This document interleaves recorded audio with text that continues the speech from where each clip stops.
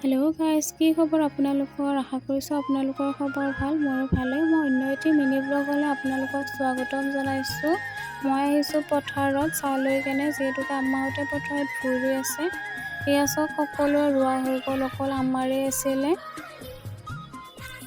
যিহেতুকে এইবাৰ বৰষুণ নাই, পানীৰ বহুত অসুবিধা হৈ আছে। নদীৰ পৰা পানী সিঁচি কেনে খেতি কৰিবলগীয়া হৈছে।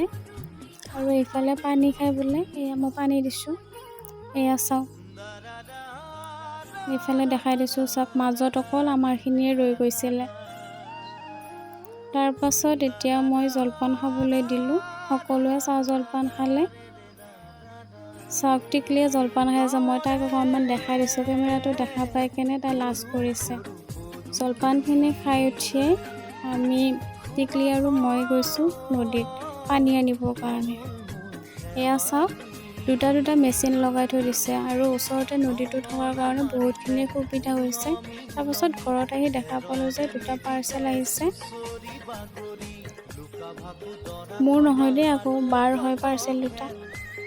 তো আজিলৈ ভিডিঅ'টো ইমানেই আছিলে। যদি ভাল লাগিছে like, comment, share and subscribe কৰি দিব। আজিলৈ আহোঁ, বাই।